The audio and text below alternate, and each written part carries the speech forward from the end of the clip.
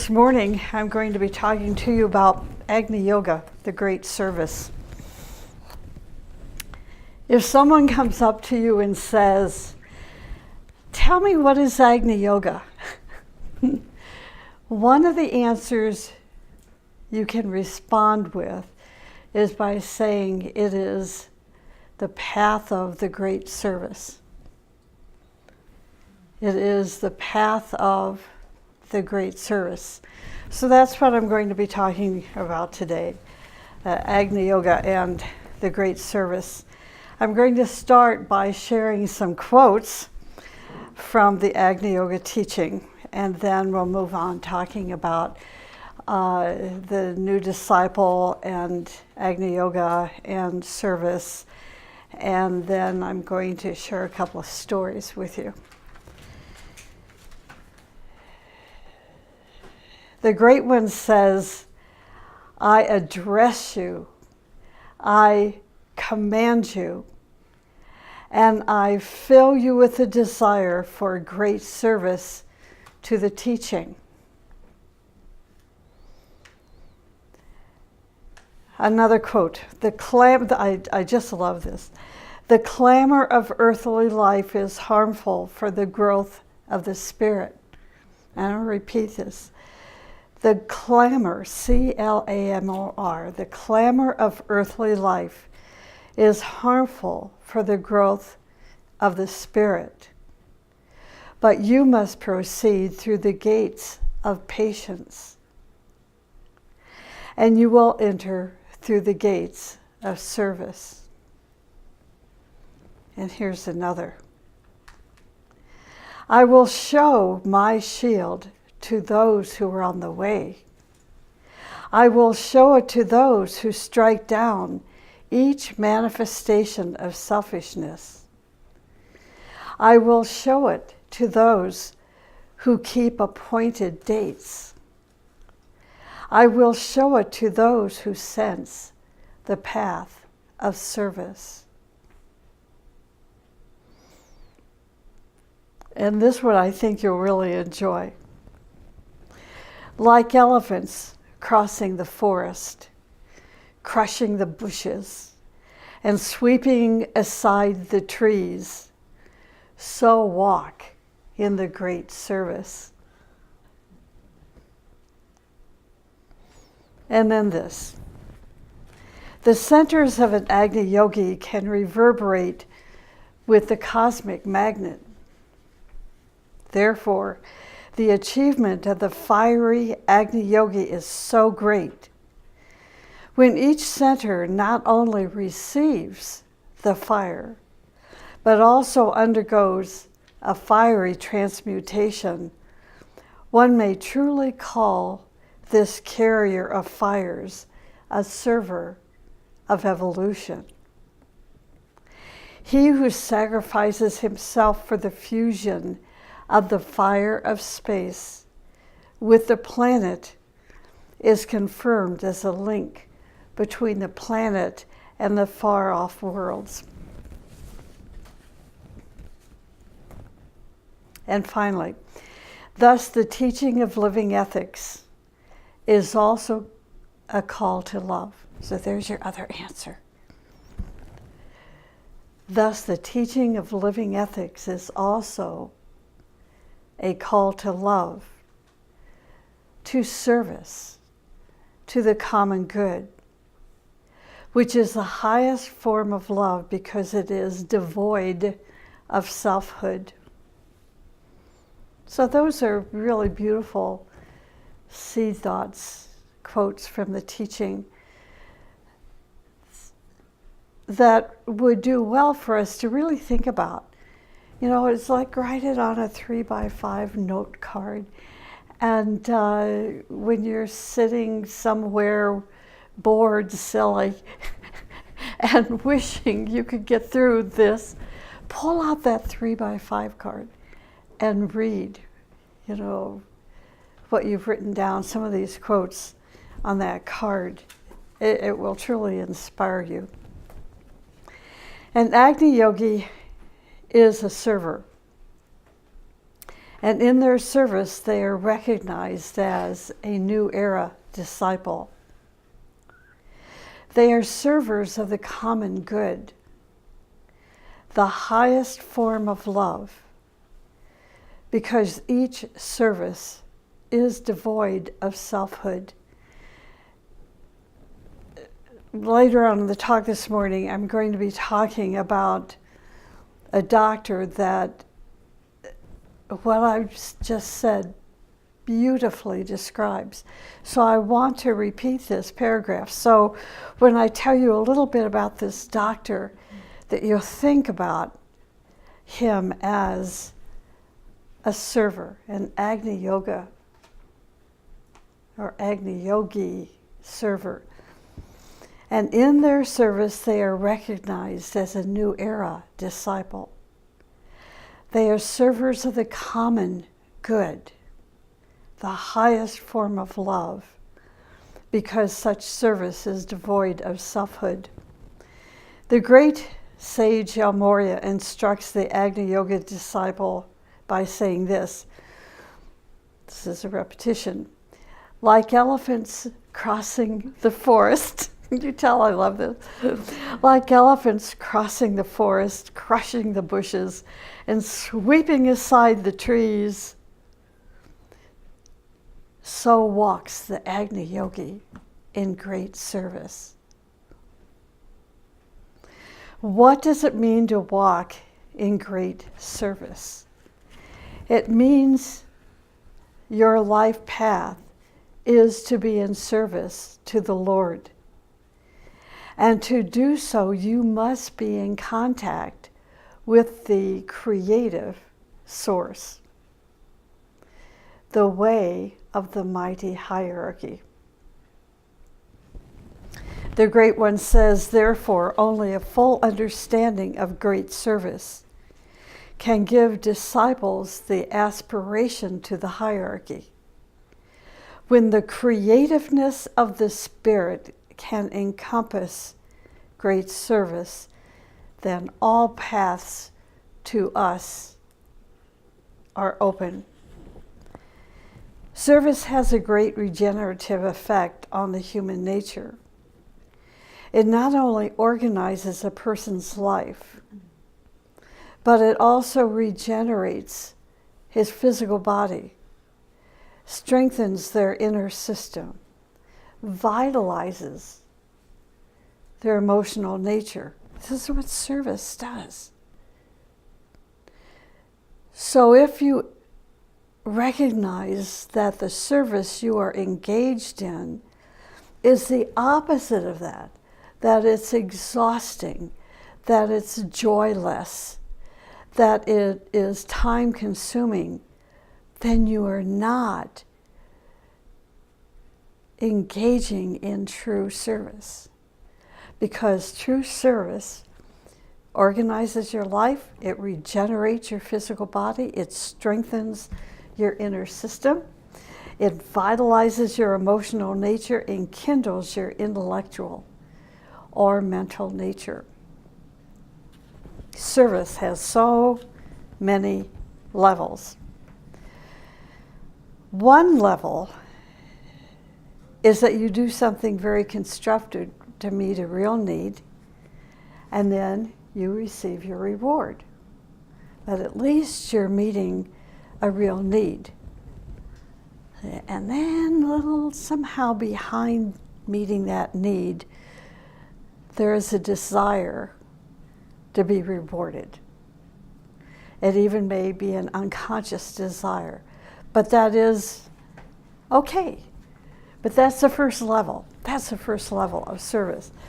Another level is that your presence and your example make people become more noble, honest, and striving.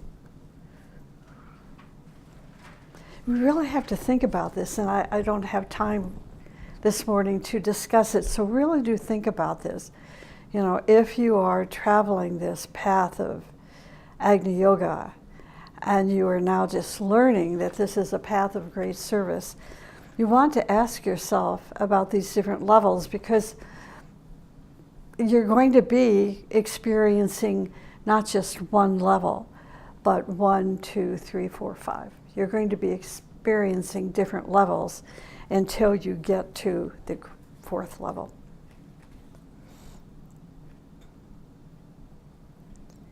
So let me repeat this 2nd level. Another level is that your presence, your example, make people become more noble, more honest, and striving. See, is your service doing this? See, isn't this a different kind of service than what we would normally consider service to be? There is also a level where we try to help people meet their spiritual needs without any expectation. To meet their spiritual needs without any expectation. What does that mean? Look, God, I have done everything you have asked me to do. Why is my life like this? It's not what I expected. See, so in your service at this level, you're trying to help people meet their spiritual needs without any expectation. Another level, this is the big level, okay? The very intense level, fiery level, is to help people while they reject you. While they slander you and show many other signs of ingratitude. Teachers say that this is where true service starts. So this is Agni Yoga teaching, what we're sharing this morning. So don't go out into the market, a word that the teaching uses. Don't go out in the market and say, this is what service is. And this is why. They're not going to hear you. They're not going to understand you. It has to come from within. It has to be something that you're born with. Now, psychic energy begins to develop in the Agni Yoga student when they reach this 4th level of service. Psychic energy grows when there is resistance. When a person strives to increase certain virtues and principles, even while people resist them with opposing forces, psychic energy wells up within that person as they intelligently persist in expanding. See, they're not going to back down, just the opposite. Why? Because, pardon me, I'm really itchy. Sorry. Because as your actions are meeting resistance, that resistance is an energy that is called psychic energy, and it's revitalizing you and inspiring you and causing more aspiration. And in as much it's beginning to kindle more of the power of these virtues, or the virtues that you are and principles that you are living and now trying to expand upon. Now, we've studied these principles as beauty and goodness, as righteousness, as joy and freedom. Those are the key principles, and then all their, family. I was thinking, I didn't watch the wedding, but I recorded it, and I've watched snippets of it because it's like 4 hours of recording. But I couldn't help but relate of what I saw to last Sunday's talk, The Law of the Beautiful. It was so, spiritual, so beautiful. The music was absolutely incredible. This couple is, they seem to be magnificent. What they represent is magnificent. They give us hope. People like this give us hope. Even the bishop that spoke, you know, I just downloaded his talk this morning, and he's from the United States. And I was surprised at that. Look at the inclusiveness. Anyway, but I couldn't help but think, wow, this is an example of what the law of the beautiful is. So that would be part of the principle of beauty. Now here is something that is a bit mysterious, and it's from the teaching. It's an exercise or a game called abandonment. Abandonment. Those who know this game, and this is a game that happens in ashrams, in spiritual ashrams. It can happen in the physical ashram. It can also happen in the higher ashram.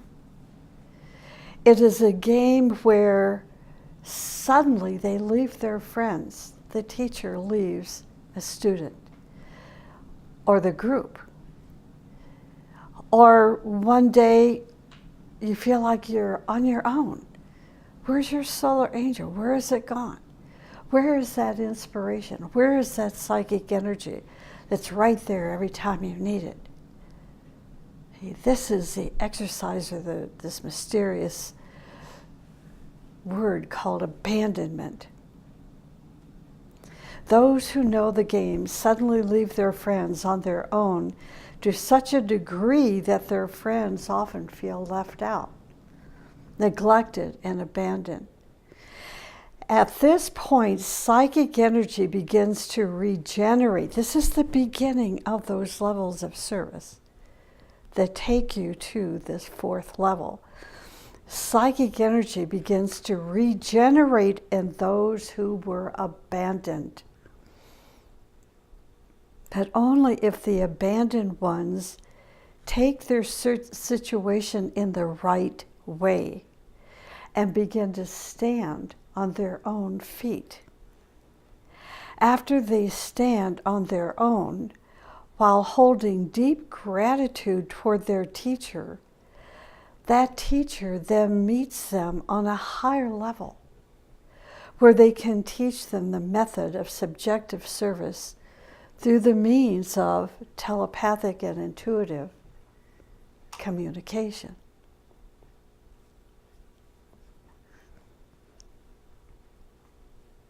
So let's say that your teacher makes his or her transition.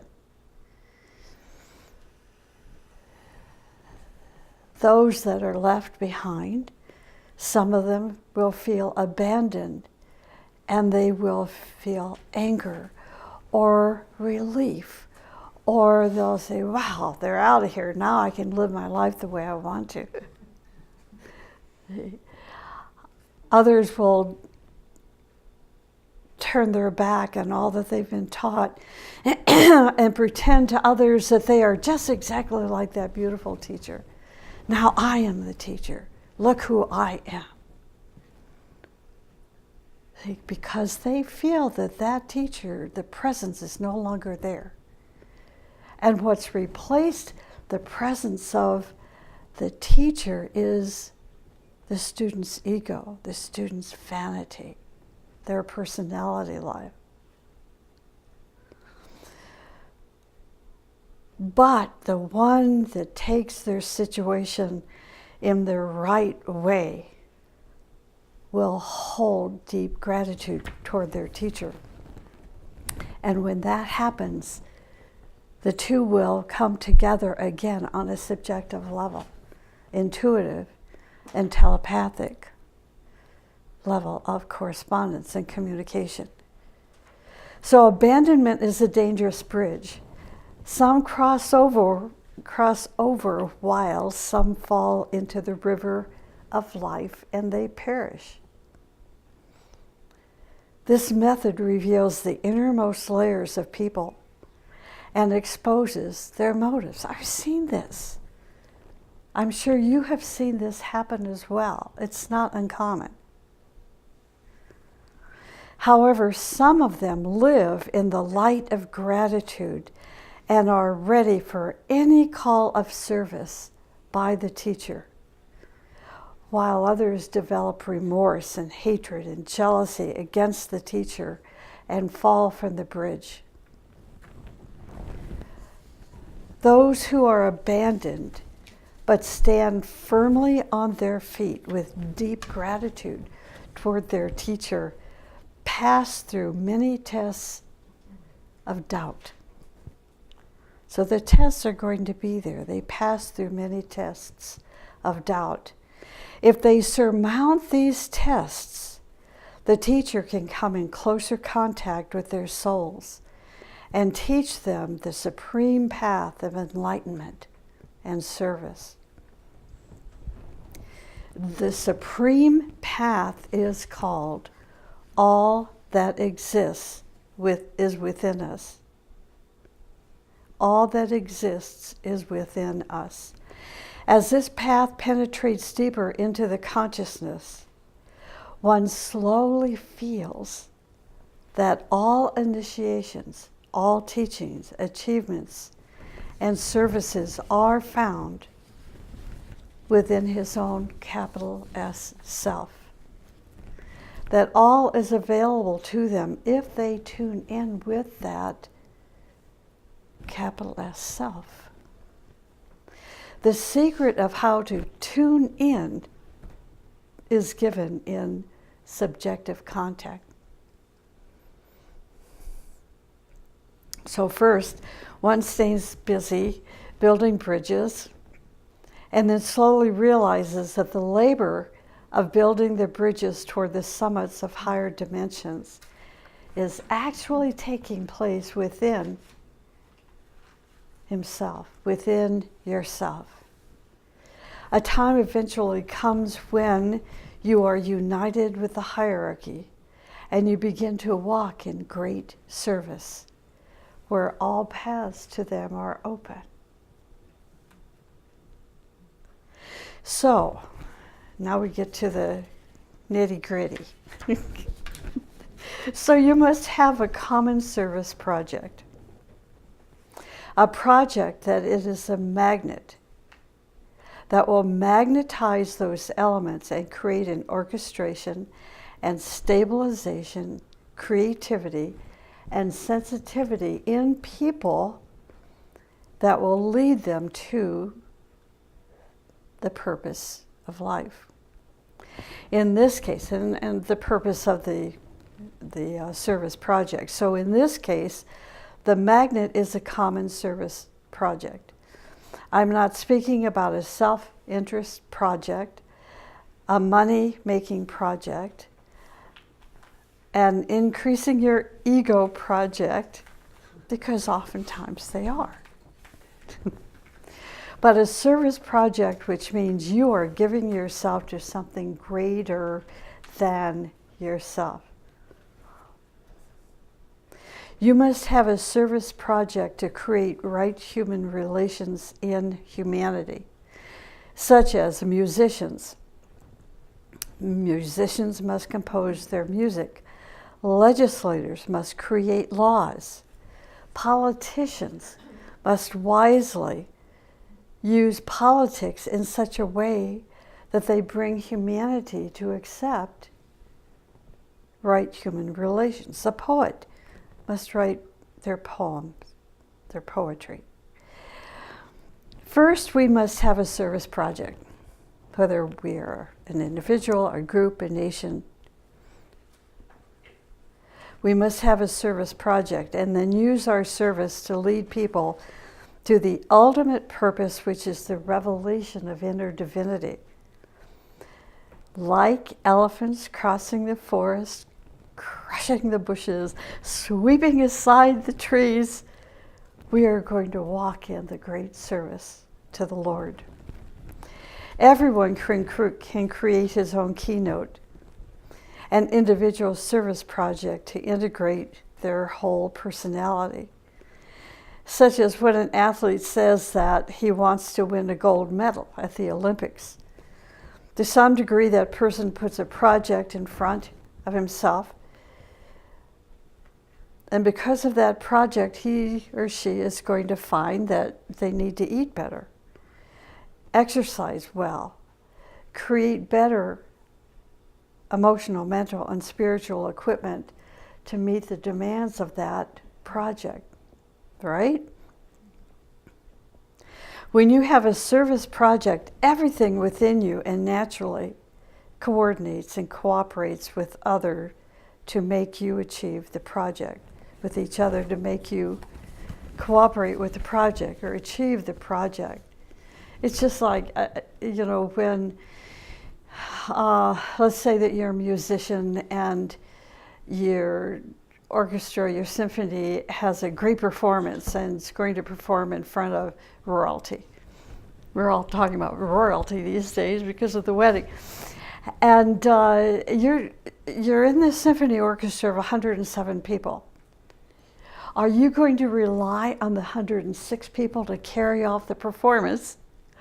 Or are you going to perfect yourself to such a refined point that you're going to lead the sound, the magnificence, the beauty of that performance when all 107 of you gather together? Some will say, look, I'm only one of 107. I don't have to do it. They're not going to hear me. But the other one recognizes that this is a project for others. So from the simplest to the most complex project, it is the same process. You're going to have a service project. For example, the leader of a nation will gather their advisors and ask, what role should we play in the world so that humanity achieves peace, harmony, and prosperity? How nice it will be when fathers and mothers gather their children and say, let's create a service project for the community. The project itself and serving the project will create a synthesis. It will create integration in your group and in your society only when there is a project and only when you selflessly dedicate yourself to that project. You can have projects for yourself individually as well as work within the group. To dedicate yourself increasingly to those projects will, you know what it's going to do? It's going to create an integration in you. Integration in a group comes only when there is a service project toward which everyone dedicates and sacrifices themselves. By doing this, integration comes into being automatically and naturally. Integration, this is a quote, integration is the flower of right relations within yourself, your group, your master, and hierarchy. Now, I told you I wanted to talk briefly about a doctor. This fellow's name is F.D. Lucan. He was born quite a while ago. He was born in 1875 and he lived until either 1933 or 1934. It depends on where you read. In the book we published called My Teachers, it says that Dr. Lucan died when it was 1933. So he would have lived to be about, 68 years old. On a Russian site on the internet, it says he died in 1934, which would have made him 69, which is irrelevant. Who cares? You know, what we care about is that this man, to me, personified what I'm talking about this morning. He was born in Riga. What is so impressive, first of all, is that he had tuberculosis, and while dealing and struggling with an illness of that kind back in the day, he used it, sort of like, what is the term, tactica adversa, to help others, to serve others. He didn't think about himself. He became the first chairman of the Rourke Society of Latvia, the Latvian Rourke Society that has done incredible things throughout the years. They seem to come into existence and then go out of existence, and then they come back into existence, and right now they're out of existence. But they're never out because they have contributed so much to humanity, particularly in their country. Now, Dr. Lucan was a homeopathic doctor. He wasn't called that until later years, but he was also, I didn't want to forget this, he was an advisor to the Urusvati Himalayan Institute of Science. And what he did is that he created 71 drugs, and he shared his recipes with the Institute and with all of his patients. Now, we would not have called his 71 drugs a drug, but a homeopathic remedy. Also, he studied Ayurvedic medicine. It's a horrible word for me to try to pronounce. Ayurvedic. I try to spell it. It's even more fun. You know? Anyway, so in the meantime, here's this man struggling with tuberculosis. Sometimes it's like the first time when he discovered what he had, he went to Denmark and spent a few years recovering. And then a few years later, he had to go back to Switzerland for a year or two to recover. And during this whole time, he was engaged in practicing with people who are in need. Now, as he was practicing his medicine and developing these remedies, he used himself as a guinea pig, which was one of the causes of his death. But every time a patient was ill and he didn't know how to treat them, then he would experiment first on himself, and then if it was successful, he would give that remedy or that drug to his patient. He oftentimes was overshadowed by Master M.